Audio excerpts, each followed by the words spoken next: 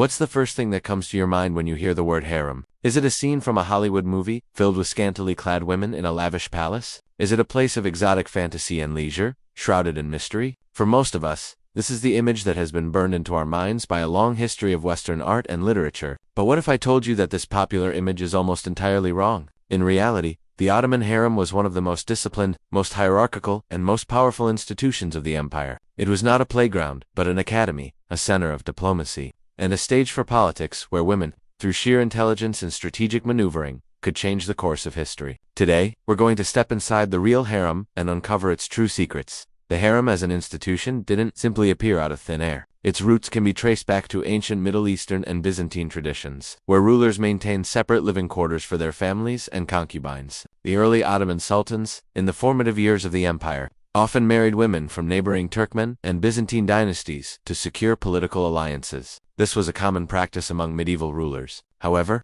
with the consolidation of imperial power and the expansion into new territories in the 15th and 16th centuries, a new system began to emerge, one that would make the Ottoman dynasty unique: the practice of raising future sultans from the sons of concubines, rather than royal marriages. This shift was a conscious political decision. Royal marriages with foreign dynasties often brought with them the risk of external influence and internal factionalism. By using concubines from diverse backgrounds, the Sultan ensured that the loyalty of his potential heirs and their mothers would be to him and the Ottoman dynasty alone. With no external family to answer to, this system, known as the Sultanate of the Mother, was a brilliant strategic move to centralize power. The harem thus became a highly structured institution where these future mothers of sultans were trained and groomed. Its location evolved from the modest palaces in Bursa and Edirne to the sprawling, highly complex harem of Topkapi Palace, a self-contained city within the palace walls. The harem was more than just a place where women lived. It was a center where the most crucial decisions of the Ottoman dynasty were made, where alliances were forged, and where the game of succession was played. The word harem itself means forbidden or sanctuary, and its doors were sealed to everyone except the sultan, the princes, and the eunuchs who guarded them. But this seclusion did not mean that life inside was simple. On the contrary, the harem was a highly disciplined microcosm governed by a rigid hierarchy. At the absolute pinnacle of this hierarchy was the Valide Sultan, the sultan's mother. Her power was almost unparalleled, second only to the sultan himself. She was the matriarch of the entire dynasty, and her word was law within the harem. The Valide Sultan was not just the manager of the harem, she was the de facto co-ruler of the empire. She commanded a vast personal fortune derived from her own land endowments and a percentage of the state's revenue. She had her own private court, a grand chamber known as the Imperial Hall, and her own staff, including a treasurer and a chief eunuch. She managed the vast wealth of her foundation, which funded public works like grand mosques, fountains, schools,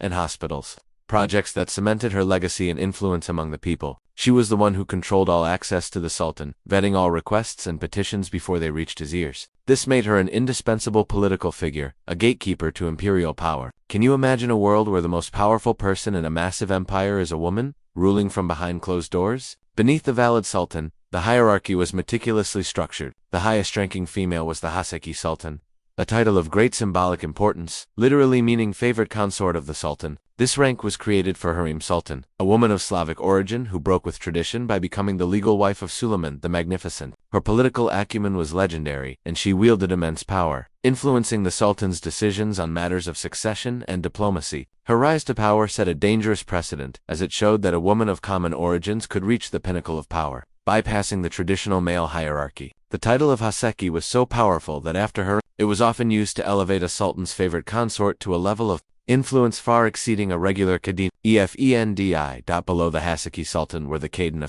the sultan's official consorts, and the Iqbals, the sultan's favorite concubines. Their status was determined by the number of sons they bore the sultan, with the mother of the first son holding the highest rank. The Khadin Effendis and Iqbals had their own private chambers, staffs, and stipends. But the true foundation of the harem was the caroler, or concubines. These young girls, brought to the harem from different nations and regions, were not simply a disposable part of the palace. They were a carefully selected and highly valued human resource. The girls were often purchased from organized slave markets, which were legally overseen and regulated. However, many were also given to the palace as gifts from provincial governors. From the moment they arrived, they underwent a rigorous and comprehensive education, a system of meritocracy that was unparalleled in Europe at the time. What kind of education did these young women receive? It was a curriculum designed to turn them into accomplished and refined ladies of the court. They learned to read and write in Ottoman Turkish, but also in other languages depending on their origins and aptitude. They studied the Quran and Islamic law. They were trained in the delicate arts of calligraphy, embroidery, and weaving. They received lessons in music theory and learned to play various instruments like the oud, the konan, and the violin. They were taught palace etiquette, manners, and the subtle art of conversation. This rigorous training ensured that every woman in the harem was a cultured and educated individual, capable of more than just serving the sultan. It was an investment in human capital. Can you imagine the pressure these young women faced, knowing that their future and the future of the dynasty rested on their shoulders and their ability to impress? The ultimate goal for a Kari was to be chosen by the sultan. If she caught his eye, she was given a special name and elevated to the rank of Gizdi, the gazed upon. If she bore a child, she would become an Iqbal, and her status would rise dramatically. If she bore a son, her fate and influence were sealed. She would become a mother of a prince and gain a level of respect and power that was unimaginable for most women in the world at that time. But for those who were not chosen, the harem was not a dead end. After a certain period of service and having reached a high level of proficiency, a Kari could be given a certificate of freedom, a barat, and a dowry. She was then often married to a high-ranking state official, with the sultan's permission. These marriages created a powerful network of kinship within the Ottoman bureaucracy, strengthening the political elite. The women who left the harem were highly sought-after wives because they were educated, disciplined, and understood the inner workings of the palace. They were the ultimate insider allies. The harem's inner workings were guarded by a unique class of men, the eunuchs. They were the masters of the harem, responsible for its security and its day-to-day operations. The most powerful among them was the chief black eunuch Kisler Aka. His power was immense. He was not just a guard. He was the sultan's confidential advisor and a key political broker. He controlled all access to the sultan, vetting all requests and petitions, and was a crucial link between the secluded world of the harem and the male-dominated court of the sultan. He managed the finances of the harem, was responsible for the women's education and discipline, and served as the sultan's confidential advisor. His position was so powerful that he often rivaled the grand vizier in influence. The sultan used the chief black eunuch to counterbalance the power of other officials, creating a complex web of checks and balances at the very heart of the state. The harem's political power reached its zenith during the period known as the Sultanate of Women, which spanned from the mid-16th to the late 17th centuries. This era began with the rise of Hurrem Sultan, a woman of Slavic origin who broke with tradition by becoming the legal wife of Suleiman the Magnificent. Her political acumen was legendary, and she wielded immense power, influencing the sultan's decisions on matters of succession and diplomacy. Her rise to power set a dangerous precedent, as it showed that a woman of common origins could reach the pinnacle of power, bypassing the traditional male hierarchy. The Sultanate of Women was born out of a series of weak or short-lived sultans, which allowed their mothers to step in and rule as regents. This period saw a succession of powerful women, including Hurrem's daughter-in-law Nurbanu Sultan and her successor Sultan, but the most powerful of them all was arguably Hurrem Sultan. She served as regent for her young sons and grandson, ruling the empire for decades. She was a master of political maneuvering, a shrewd strategist, and a powerful patron of public works and charities. Her reign showed just how much power a woman could accumulate within the harem system. She effectively controlled the state, managed the economy, and influenced foreign policy, all from behind the walls of the harem. Her reign, however, was also marked by rivalries and intrigue, culminating in her assassination by the supporters of her daughter, Hurrem Sultan, who would later become a powerful Valide Sultan in her own right. This rivalry, known as the War of the Valids, showed the high stakes of palace politics. The harem was also a meticulously designed architectural marvel, particularly at Topkapi Palace. It was a labyrinth of interconnected courtyards, chambers, baths, and private apartments, all built around a strict hierarchy. Let's take a virtual tour. The main entrance, the gate of the carriages, leads to the courtyard of the eunuchs, a bustling hub where the guards lived and worked. The eunuchs' dormitory, the mosque, and the treasury were all located here. Beyond this courtyard was the courtyard of the consorts, where the concubines and lower-ranking women resided. Their quarters, while simple, were part of a highly organized community. The most luxurious and spacious quarters belonged to the Valide Sultan, located close to the sultan's own chambers to facilitate easy communication and influence. Her apartments were a self-contained palace within a palace, with their own kitchen, private bath, and a grand reception hall. The sultan's own private apartments,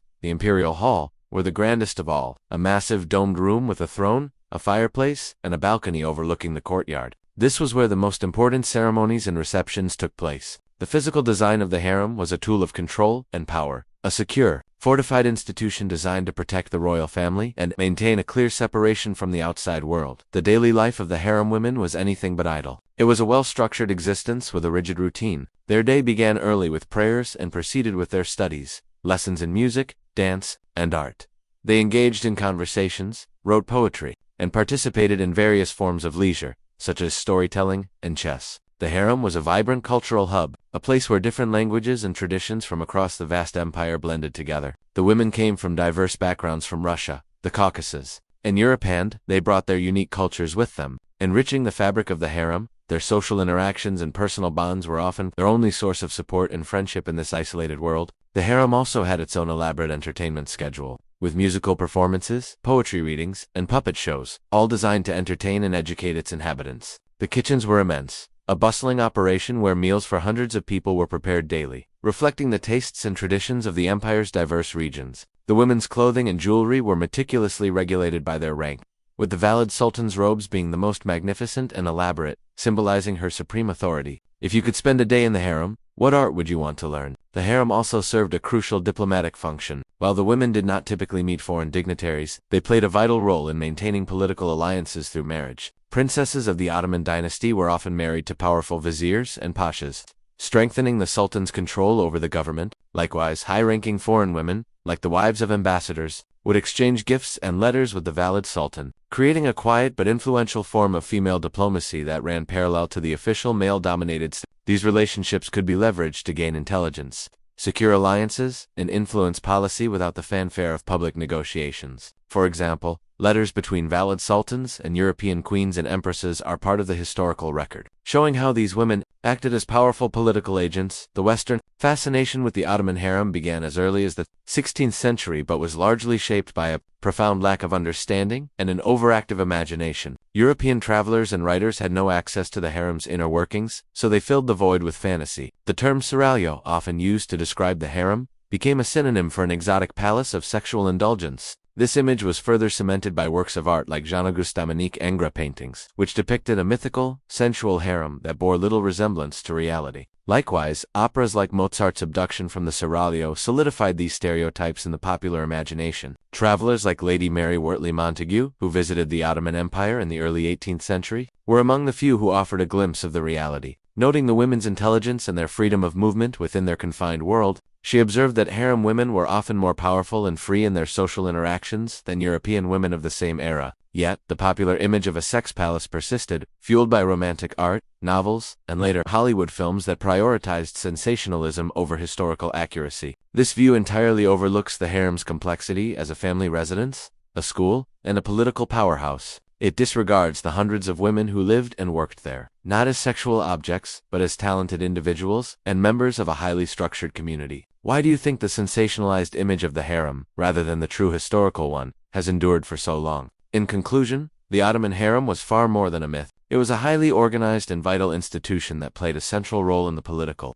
social, and cultural life of the Ottoman Empire for centuries. It was a place where women, despite their seclusion, could wield immense power, shape the destiny of an empire, and secure their own positions of influence. It was a melting pot of cultures, a school for talent, and a residence for the royal family. The true story of the harem is a story of power, influence, and resilience. It's a testament to the women who lived and thrived within its walls, proving that history's most powerful stories are often found not on the battlefield or in the public square, but in the most private and misunderstood corners of a palace. The harem was a reflection of the Ottoman Empire itself, complex, layered, and full of secrets waiting to be discovered. When we look at the history of the Ottoman harem, we find a story of women who built a world of their own. What can we learn from their resilience and influence, in a world where power was supposed to be exclusively male?